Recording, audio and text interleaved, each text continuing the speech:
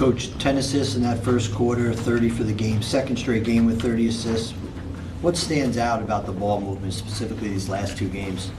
Well, I think that one, it got started off our defense, the activity to get into the open floor, and then creating space, attacking space, but doing something for someone else. I think they all shared in running the floor, cutting, and playing off the cut. And when we do that, we create good shots for each other. So we got into a good rhythm. And then, I thought the defense was terrific, but then the willingness to share the ball is huge for us. Kind of with that, the Pistons have struggled with turnovers a lot this year. Is the main thing for your guys preaching intensity and pressure just because it is a team that is turnover prone and being able to turn that into easy offense? No, the one thing that they've played really good basketball. They really have. I've watched a number of their games, and this team is a very, very good team. They're very dynamic, and they could hurt you with their speed. They can hurt you off the dribble. The backcourt is dynamic, and then the shooting they added in their bigs, the activity of their bigs is huge. And so, we were concerned. We knew we had to be ready for the start of the game, and I think that's important for us. And then you got to play it 48 minutes against them. If you let your guard down, they can put points up quickly on you. And so I thought we were tied together. I loved the way OG played. I thought his activity was phenomenal for us. He's so disruptive, and then getting out and making plays off of transition, getting those easy baskets, I think gets everyone into rhythm. And then when everyone's touching the ball and everyone's cutting like that, it's you get a lot of easy buckets too. It's not just the threes, and the volume of the threes has gone way up. But we know there's a lot of things we got to improve upon also. So. We're moving in the right direction, but there's a lot of work that needs to be done. You mentioned the other day about when Josh cuts, it opens things up. It looked like today, Jalen was doing it. Mikel, I think Karl had a really nice pass to Jalen on one. Just kind of, is that? Well, yeah, and Karl is very, very unselfish, and so our guards are going to get a lot of pressure. And if we move without the ball and we make quick decisions, and if you cut and you're open, and you're going to get it makes you cut hard. And even if you don't get it, what you're doing is creating an open shot for the next guy that's behind you. And so I think all the movement is really good for us. And then let the game tell you what to do. So we talk about making deep paint decisions.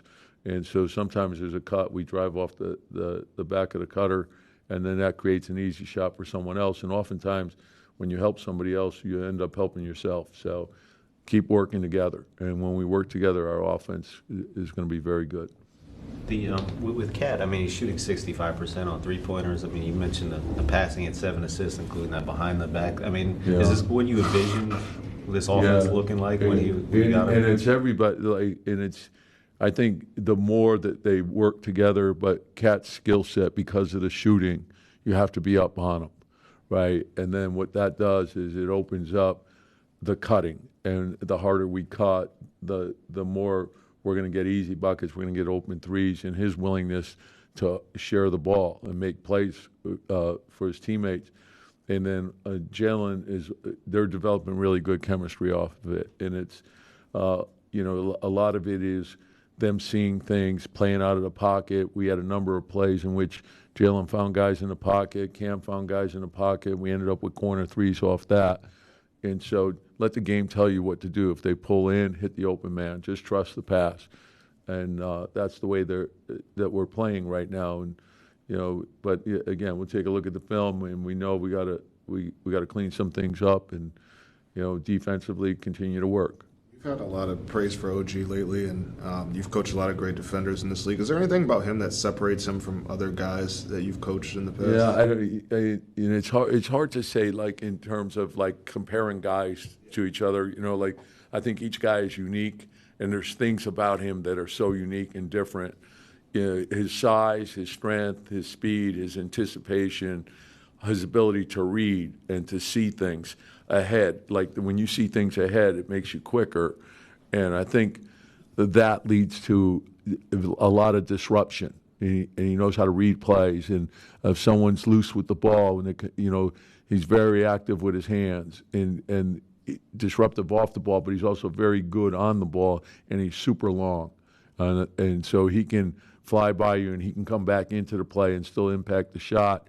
I think his pick and roll defense is unique, and then the fact that he can switch onto everybody, so that makes him very unique. And to me, he's it's great for our team, and I think his teammates, his coaches, the organization, we know how valuable he is to us. He's really invaluable. How many you talk about playing a 48-minute game? I think today you guys were up 26 after one, but never let them make that run. I don't think they ever got within 22 after the first quarter. Yeah, and it's not easy to do in an NBA game, but certainly with even no matter what you're up, you never feel like the lead is safe because of the three. You see teams, get 10 points in a minute, and then all of a sudden there's hope, and call doesn't go your way, and then now you're fighting, and so we want to play tough with a lead, and there's a lot that goes into like what we're doing, and we're talking about finishing everything, and that's offensively and defensively, and if we're building the right habits, we'll continue to improve. Precious, I know Precious came with you guys on this trip. Is there a chance he plays on this road trip, or what? He's doing a little more on the court. Like once a guy can start doing some stuff on the court, then usually they'll travel with us. Sometimes it's better to keep him back because we could do more rehab stuff at the facility. So it's case by case. But he's making good, steady progress. But he hasn't actually gone through practice yet. Yeah.